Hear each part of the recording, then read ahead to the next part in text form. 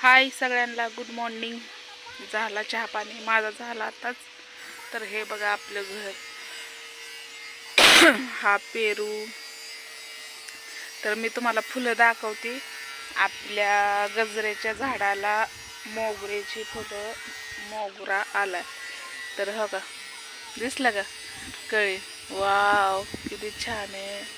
तर पूर्ण असं म्हणजे मी कटाई केली होती ना, तर आता ही वेल आहे, वेल आहे. तर मला ही वरी बांधायचं आहे. तर बघा, अजून एकदा दाखवते तुम्हाला. बघा, फुलं आल्यात लय गजरं म्हणजे 20-40 गजरं होत्यात.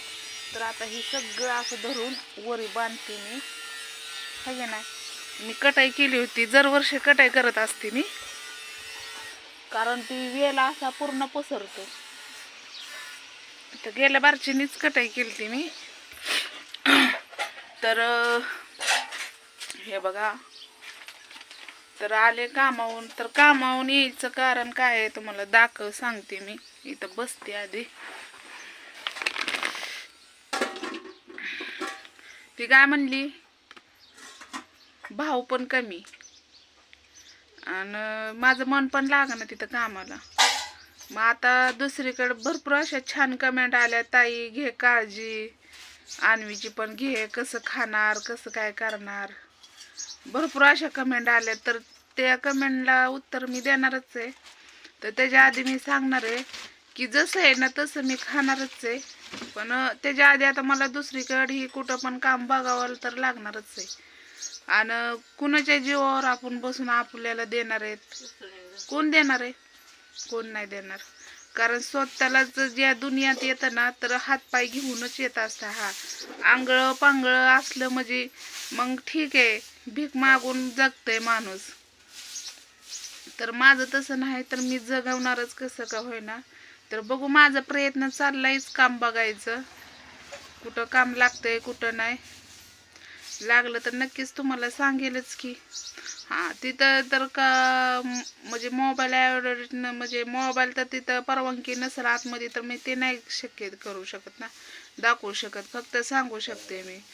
तर आपल्या राधाताईला पण काम बघायचं आहे. आम्ही दोघीच जाणार आहे कामाला.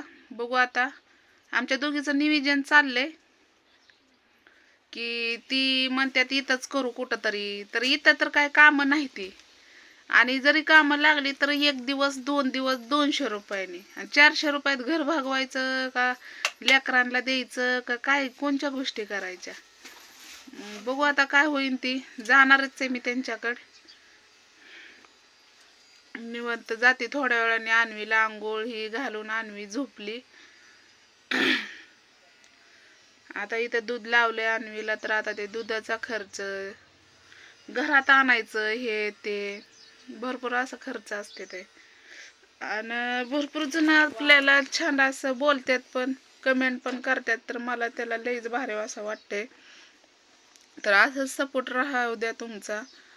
आणि बघू, काम काम तर मला बघावं लागणारच आहे. आणि काम असं बसून मला बसू वाटत नाही, कारण माझ्या डोक्यासारखं विचार असतात, कसं होणार कसं नाही. आणि खास करून अन्वीच्या दुधाचं जास्त टेन्शन आहे. 900 रुपये द्यावं लागते, म्हणजे 1000 रुपये धरा, 100 रुपये इकडे आणि तिकडं. बघू आता कसं होतंय कसं नाही. तर जसं पण असेल तसं तर ढकलावं, दिवस ढकलावं. आता ते सण आल्यात. आज आहे आमच्या इथली मालदेवाची यात्रा. आणि आता काही दिवसांनी पाडवा येईल, गुढीपाडवा. तर परत मग तिथनं आमच्या इथं उपास चालू होत्यात, भैरोबाचं उपास होत्यात चालू. लय डोक्याला वैताग आहे. म्हणजे जत्रा येईन, अजून पाहुणे रावळी येणार, त्यांना खाणं पिणं, लेकरांना कपडे ही, आणि लय डोक्याला वैताग आहे. बघू आता जसं असेल तसं असेल, ढकलायचं तर दिवस पुढं. तर कामाला तर आता जत्रा पाहिजे, तर टचून करावंच लागलं आपल्याला. तर बघू. तर नक्कीच लाईक करा, शेअर करा, कमेंट करायला विसरू नका. तर राधाताईच्या इकडे गेल्यावर नक्कीच तुम्हाला दाखवेलच मी. तर घ्या सगळ्यांनी काळजी. बाय.